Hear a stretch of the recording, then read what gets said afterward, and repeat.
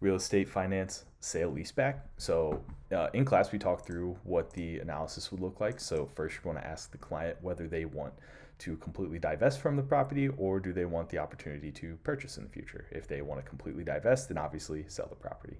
If the owner wants the option to purchase in the future, then maybe consider doing a uh, sale. Then you lease back to the seller, and the seller has the option to purchase later. But the IRS may scrutinize this transaction and recharacterize it as a loan rather than a sale and lease back.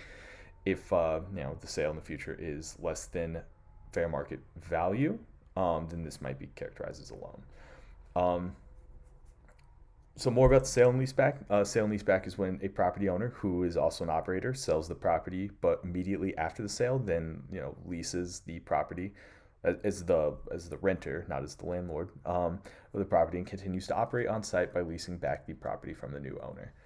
Um, Sale and leaseback benefits the seller because it allows the seller to access the equity in the property and reinvest the funds into the business on the property, which can be used to add additional units on the property, upgrade equipment in the business on the property, invest in marketing, new staff, etc., pay off a business debt, or help with expansion. Other benefits for the seller operator after a sale leaseback is the seller operator can just write off the entire lease payment as an expense on taxes rather than just writing off the mortgage interest if they were the owner of the property.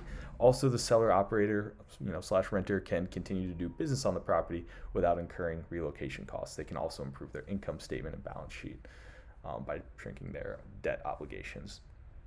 Of course, they will have an expense, but it might be the best option for some situations.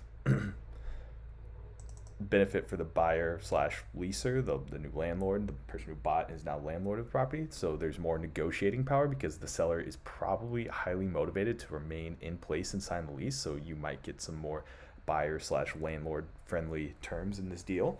You also get access to the tenant's financials. That gives you good bargaining power, good picture of what you're dealing with the tenant, which you don't always get as a regular landlord. It's also greater ability to achieve terms that meet the buyer or leaser's, the landlord's specific needs. Recharacterization, we talked about this a second ago. The IRS will sometimes recharacterize this sale as a leaseback when they'll say it's actually a hidden loan.